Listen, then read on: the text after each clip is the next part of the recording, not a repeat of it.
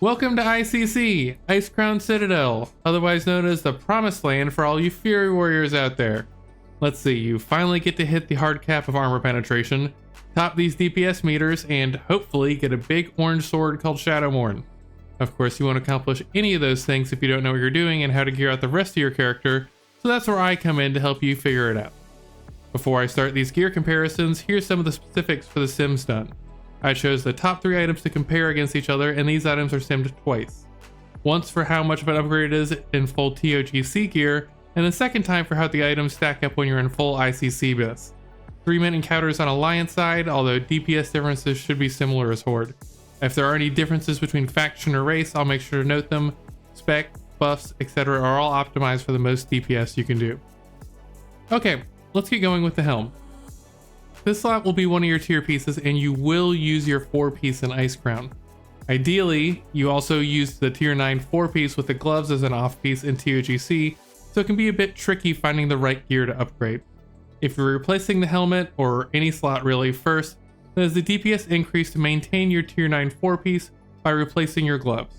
It's unlikely you have a 258 token sitting around for that, but a 245 one is easy to come by. That is only a DPS increase if you've acquired the tokens for a 277 tier helmet, and it's a decent upgrade, 122 DPS. The 264 helmet is about even, but useful to start working on new tier. In full ICC BIS, your helmets are shown here. The discarded bag of entrails from 10 heroic is technically your best non-tier helmet, as long as you have 4-piece.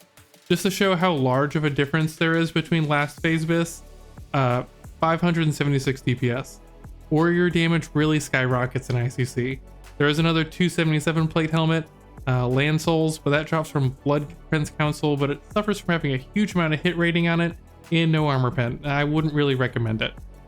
There are a good number of upgrades for the next slot in ICC, but the only one of really high value is Sindragosa's Cruel Claw, which obviously drops off Sindragosa in 25 heroic.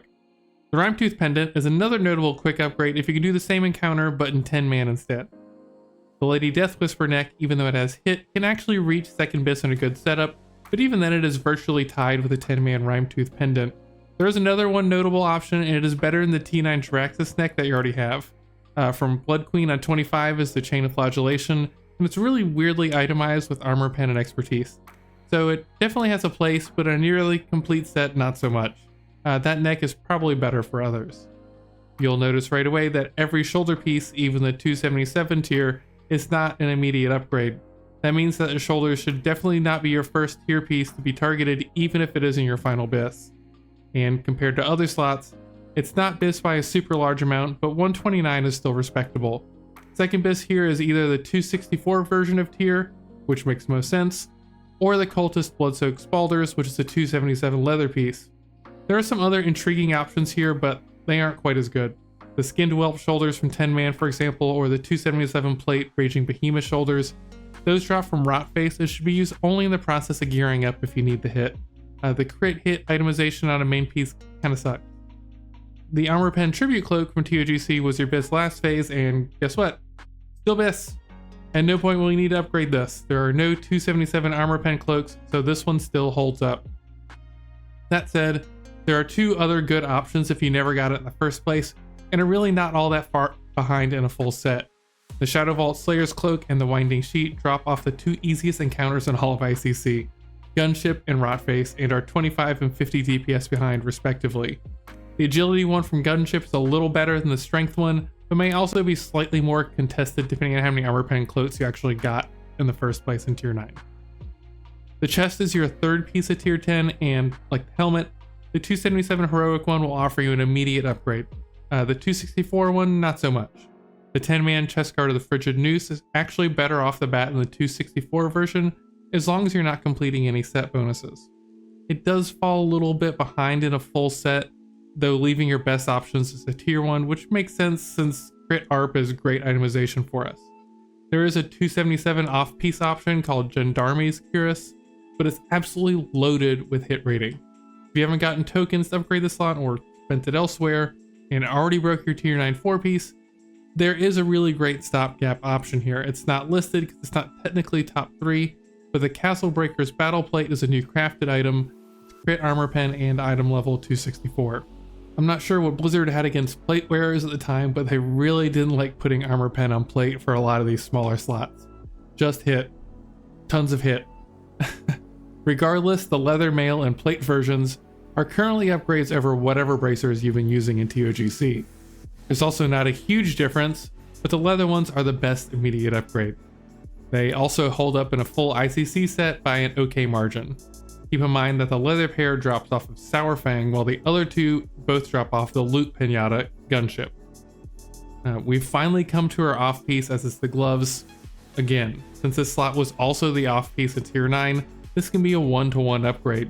There are two good options here, and then the tier gloves. The 277 tier gloves are not worth it. If you're desperate, you can spend the badges on them or use a 264 token, but you should never ever use a 277 token on them. Leather wearers will fight you over these. Aldriana's is definitely a contested item, however it's still BIS for Fury by 50 to 60 DPS. The flesh rending gauntlets are a viable option though. They drop from Festergut and are a crit haste option. Not terrible, but you're really looking to acquire as much armor pen as you can, as fast as you can. If you haven't been lucky with either of these, Scourge Stranglers drop in 10 man and the Gate Crashers gauntlets are a crafted option. Both are upgrades over the bitter reprisal ones that you were using in TOGC.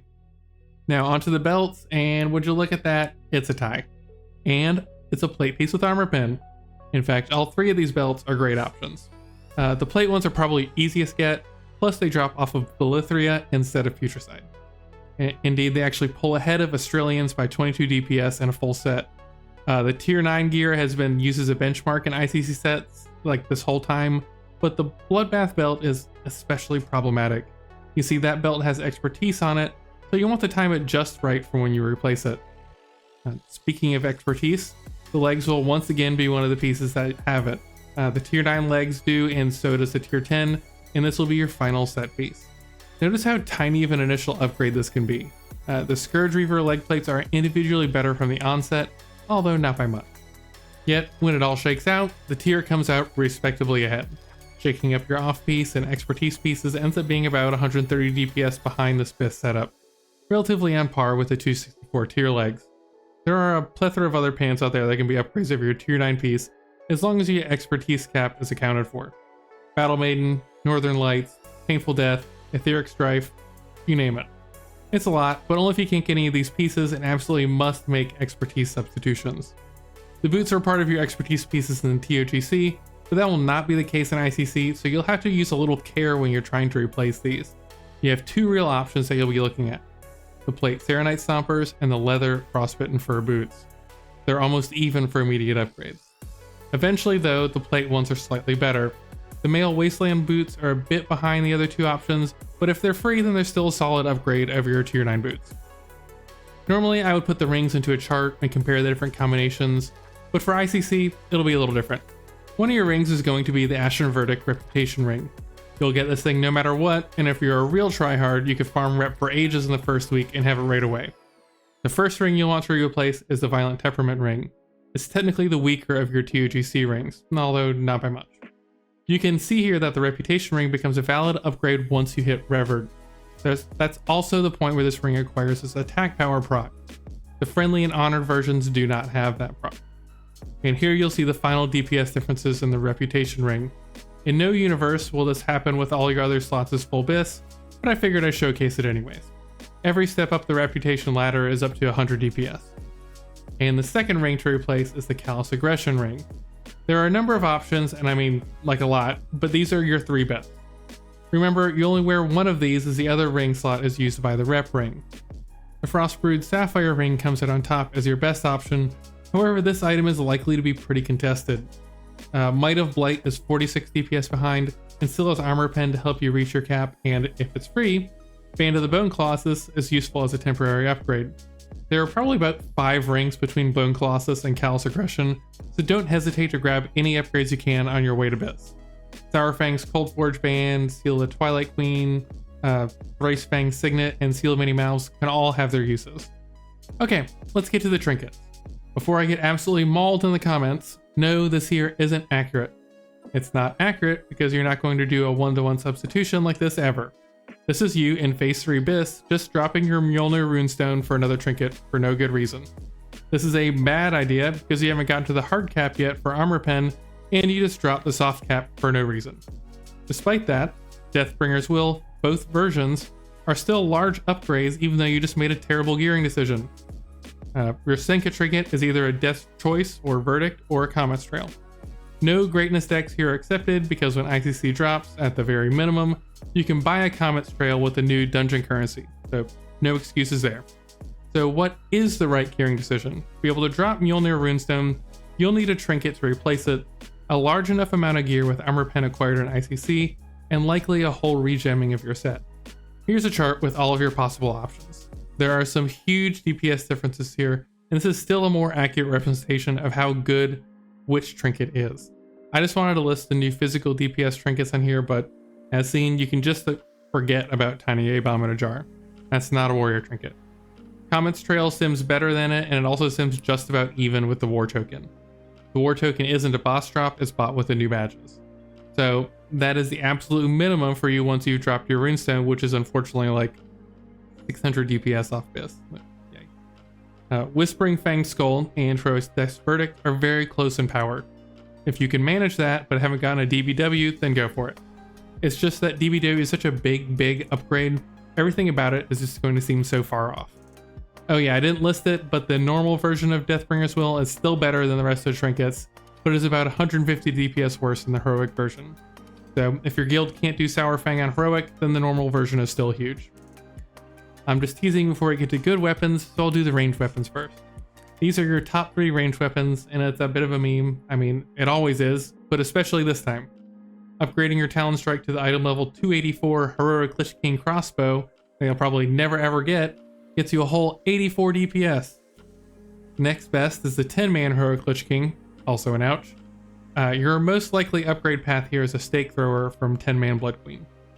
So yeah, maybe you'll get lucky, or maybe you'll just enjoy your 30 DPS upgrade into a Stake Thrower. You never know. I will say that the normal version of Fallon Rush is another somewhat reasonable option. It's item level 271 and it's pretty much even with Stake Thrower, maybe like 5 DPS behind it. It's here. You're finally going to get a Shadowmourne. Well, you have to convince your guild to give it to you, or outbid everybody for millions of gold. Anyway, obviously it's going to be yours. No stupid paladins or death knights allowed. Let's toss those dummies onto the pile of classes we hate. They'll fit right in with the rogues. This is clearly the single biggest upgrade in the game for us. The big orange axe is our destiny, but I guess it takes time to make it, so I've listed my 2 favorite runner-ups that are big upgrades on their own. Glorn Zelg, you will want one of regardless, since sadly you can only have one Shadowmourne. Shadowmourne main hand and Glorn Zelg offhand is your number 1 BIS setup. Cryptmaker is a 277 mace that I like third most, however there are plenty of options for different setups. For example, this is upgrades from tier 9 gear and because of the expertise on Glorn Zelg and hit on Cryptmaker, the DPS upgrades here are probably understated. Here's a chart that has a little bit more relevant info on it. In otherwise full BIS, double Glorn Zelg is still second BIS, but not by much. Mostly because it's the next highest item level in the game, but the double expertise on it really hurt. Glorn Zelg and Cryptmaker are next, even if it does have a little bit too much hit. In fact, all of the next best setups feature one Glorn Zelg, but let's be honest, Heroic Lich King looks pretty freaking hard, and you can get a Shadowmourne without ever killing him on Heroic. Your next best setups, either without Shadowmourne or Glorn Zelg, have a Cryptmaker. It's best paired with a War Mace of Menethil, which drops off Heroic Lich King 10-man, who's no slouch either. But Cryptmaker paired with either Shadow's Edge, Oxheart, Rambaladnes, or even another Cryptmaker, which is an absurd amount of hit by the way, are all very close to each other, within about 60 DPS. Personally, I would really target the Cryptmaker and Shadow's Edge combo, as that seems the most free if you aren't a super progressed guild and haven't been able to acquire a Shadowmourne yet. That's it. If you have any questions, drop them below in the comments or come by on Twitch, link below in the description to catch me live. If you like the sort of content and want to help support this channel, be sure to like this video and subscribe. Thanks for watching and see you next time.